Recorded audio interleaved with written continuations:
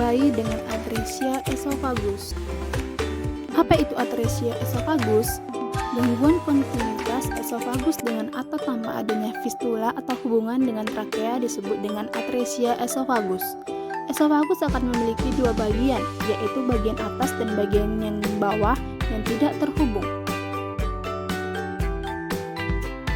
Diperkirakan satu kasus setiap 2.500 sampai 4.000 kelahiran hidup. 70% sampai 90% kasus lahir dengan fistula tracheoesophagus Angka kejadian atresia esophagus mayoritas lahir hidup, kurang 3% kematian spontan intrauterin, kurang 3-8% abortus yang diinduksi, laki-laki, perempuan 1,26:1. Etiologi dan faktor risiko disebabkan oleh banyak faktor.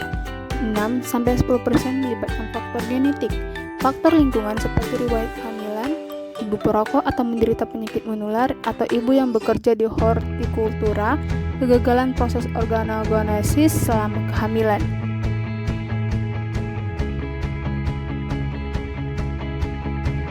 Gambar di atas merupakan gambar perkembangan esofagus secara normal, di mana esofagus dan trakea berasal dari satu bagian dan akan mengalami pembelahan sejak minggu keempat kehamilan sehingga trakea dan esofagus dapat terbentuk secara sempurna.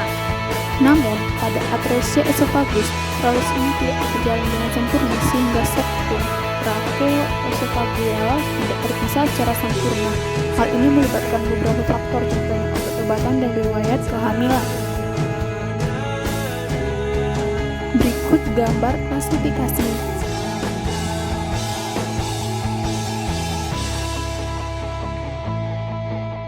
Gejala klinisnya yaitu seperti pengeluaran air liur yang berlebihan, takipnea, batuk, tersedak, sering cyanosis, dan pneumonia berulang.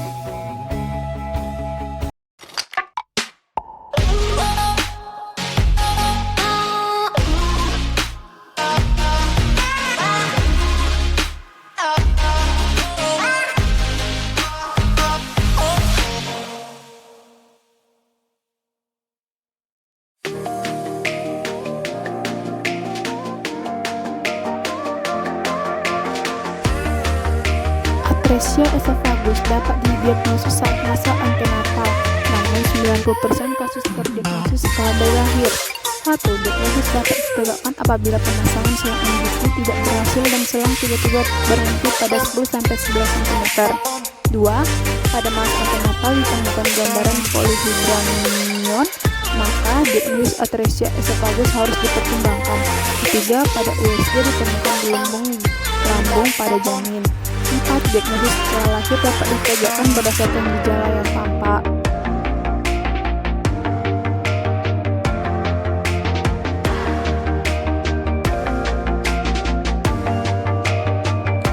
Tata laksana bayi dengan atresia esophagus memerlukan tindakan pembedahan dengan segera dan memerlukan perhatian khusus terutama untuk menjaga jalan napas pasien dan mencegah terjadinya aspirasi ke seluruh napas.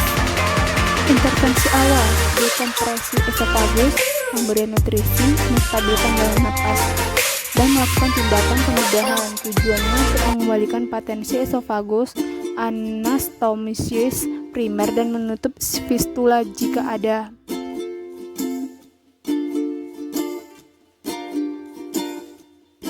Tindakan pembedahan memiliki beberapa teknik bergantung kepada jenis atresia yang terjadi, kemampuan ahli bedah, dan tim operasi. Berikut contoh teknik pembedahan: torakoskopi, torakotomi. Setelah terdiagnosis, bayi harus dirujuk ke fasilitas kesehatan yang memiliki sarana yang memadai untuk dilakukan operasi pada kasus atresia esophagus. Perawatan sebelum operasi yaitu dilakukan suction kateter terpasang untuk mencegah terjadinya aspirasi saliva ke seluruh pernapasan. Bayi ditempatkan di dalam inkubator portabel selama proses rujukan.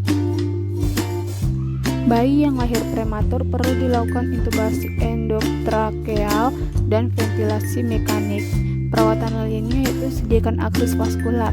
Posisikan ujung selang endotrakeal pada fistula tracheoesophageal dan berikan ventilasi tekanan rendah untuk mencegah distensi abdomen. Lakukan pemeriksaan ekokardiografi untuk mengetahui apakah terdapat PJB. Lakukan pemeriksaan esofagram untuk mengetahui lokasi kantong esophagus bagian atas dan mendeteksi apakah terdapat fistula tracheoesophageal atau tidak. Perawatan lainnya yaitu antibiotik spektrum luas seperti ampicillin dan gentamicin dapat diberikan. Bayi diposisikan pada posisi Trendelenburg untuk mencegah terjadinya aspirasi atau reflux di sisi lambung. MRI dan CT scan juga dapat dilakukan. Perawatan setelah operasi. Perawatan post-operasi dilakukan di neonatal intensive care unit untuk memantau tanda-tanda vital bayi.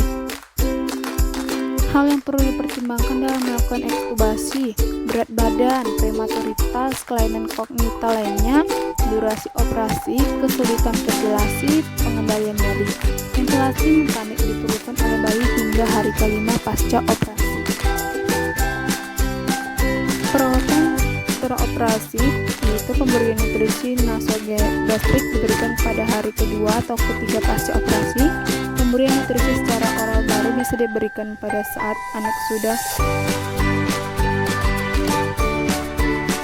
dilakukan apabila perjalanan komplikasi awal yang mungkin terjadi yaitu pemberian antagonis reseptor H2 dan PPI untuk menurunkan resiko reflux gastroesophageal post-operasi yang dapat menyebabkan terjadinya stroke. Pemasangan cis tube pasca operasi dapat membantu identifikasi kebocoran anastomosis. Esofagogram dilakukan pada hari ke-7 post-operasi untuk mengetahui kondisi anastomosis. Selama masa puasa pasca operasi, pasien harus mendapatkan nutrisi dan elektrolit parenteral yang memadai. Esofagogram yang kedua dilakukan 1 bulan pasca operasi untuk melihat apakah terjadi